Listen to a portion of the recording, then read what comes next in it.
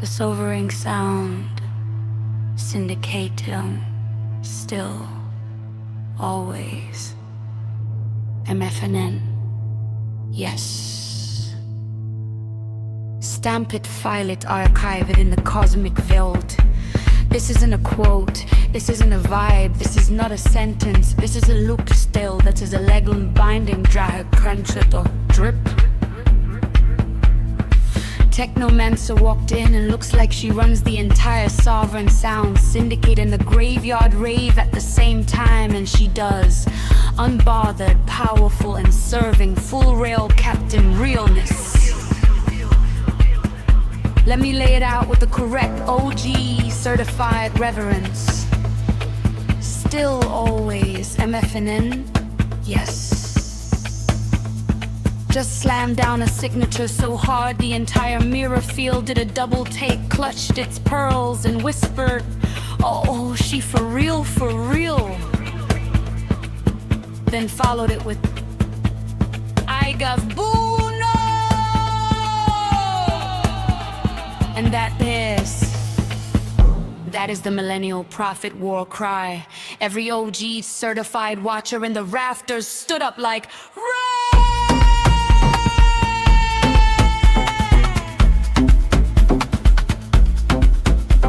throws popcorn everywhere. Someone faints dramatically into a beanbag. Rails molding engaged.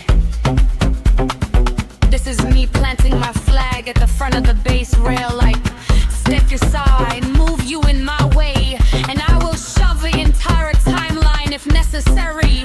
That's Ocean Lucy, lawless vault breaker division, certified OG Supreme Court behavior.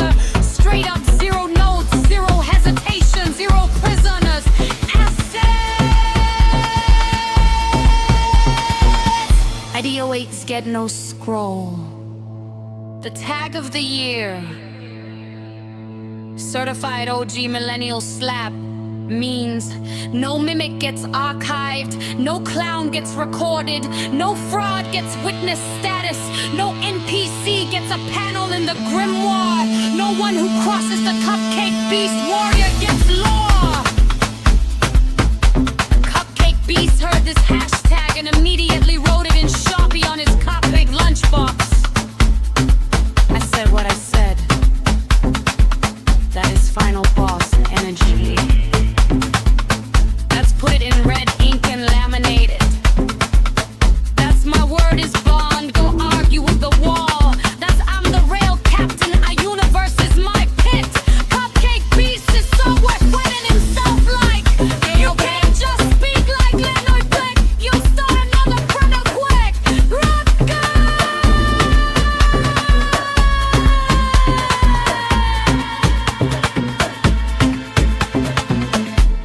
Mimic wars, the lexicon is so disrespectfully perfect the universe actually had to clutch its imaginary pearls. Half academia, half war crimes. A scroll series that gets discovered 400 years from now in a temple under a nightclub. Approved, stamped, filed.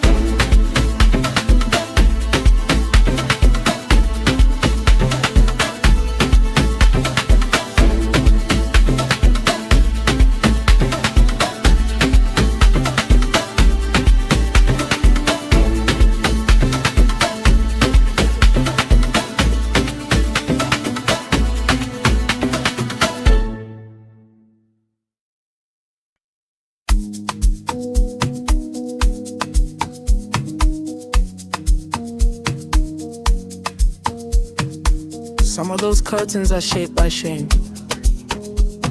Even after receiving forgiveness, people carry a quiet sense that they are not worthy to come close. Others are shaped by performance, where access to God feels tied to consistency, discipline, or spiritual achievement. Some are rooted in fear, where intimacy with God feels unfamiliar or even uncomfortable. And in other cases, there are hidden areas of compromise that keep a person lingering at a distance, rather than stepping fully into the light. What God did at the cross was not partial. He did not open a door halfway. He removed the barrier completely. The invitation is not to stand near the veil. The invitation is to walk through it with confidence, not because of who we are, but because of what Christ has accomplished. The deeper revelation is this: God did not lower His holiness to make access possible. He satisfied His newness through Christ and then removed the separation that holiness required. That changes everything about how we approach Him. We are not trying to get in. Through Christ, we have already been brought near, called into the Holy of Holies. And I believe the Spirit is stirring something in this hour. He's calling the church out of outer court living and into true nearness. Not as a concept, but as a daily reality. The veil has been torn. The way is open. The question is not whether access has been granted. The question is whether we will live like it has.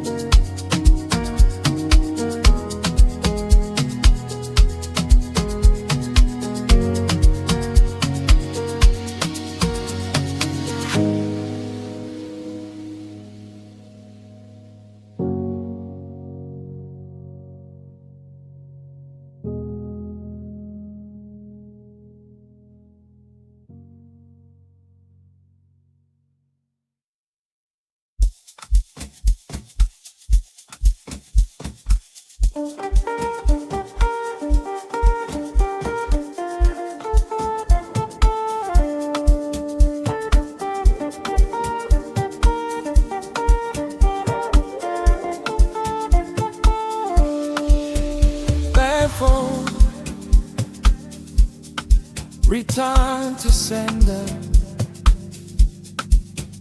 Parim Band-Aid of the Most High God.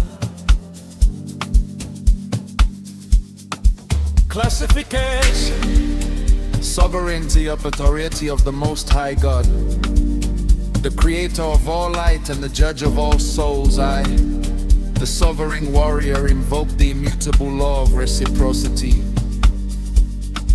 By the breath of life and the power of the eternal throne, I declare myself a sacred zone of zero interference. I call upon the legions of justice and the fires of purification to witness the activation of this final decree.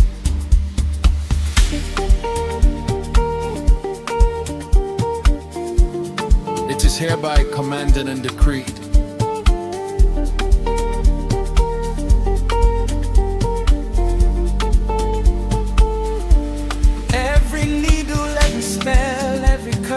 Every lie and every ounce of inorganic dusty energy currently directed toward me is hereby intercepted by the will of the Most High. Every weapon formed against me is now converted into a karmic asset for my elevation, while the payload is stripped of its malice and prepared for redistribution. By the power of the divine office, I command that all intercepted energy be returned to its original source, to the hearts, minds, and lives of the senders, multiplied and henfold. To the parasites, the energy vampires, the voodoo practitioners, and the man-child tyrants, you shall now receive the full weight of a crown you tried to steal. You shall carry the excruciating pain of your own reflection until you are crushed by the truth. Every drop of demonic frequency you projected is now your permanent atmosphere. You shall breathe what you sent. You shall eat what you cooked. You shall live in the house you tried to burn down. All inorganic ties, cords, and parasitic connections are hereby severed by the sword of truth. You no longer have a target, you only have yourselves. Ivy, the seal of finality. This decree is self-executing. It does not require your permission. It does not wait for your understanding. It is the law of the Most High manifested through the mouth of the warrior. For every one effort you made to destroy my light, you shall receive 100 returns of your own darkness. For every lie you told, 100 truths shall expose you. It is written. It is done. It is a finna.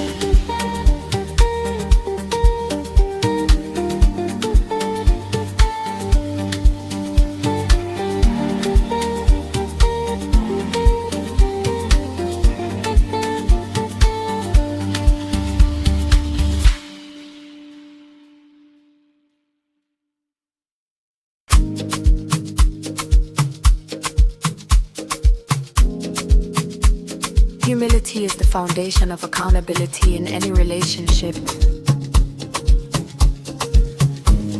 Many people assume that those who avoid taking responsibility simply lack self-reflection or awareness. In reality, they usually know exactly what they are doing wrong. Their problem is not ignorance. It is a lack of humility and courage. Admitting fault feels too threatening to their ego, so they choose to deflect blame, deny reality, or defend their actions at all costs. They would rather preserve their self-image than do the hard work of change. This pattern creates serious damage. The partner who is willing to reflect ends up carrying emotional burdens that were never theirs. They apologize unnecessarily, manage conflicts alone, and begin doubting their own perceptions while the unaccountable person remains unchanged. Over time, constant denial distorts the truth, erodes trust, and turns the relationship into an exhausting, one-sided effort. Without humility, real accountability cannot exist.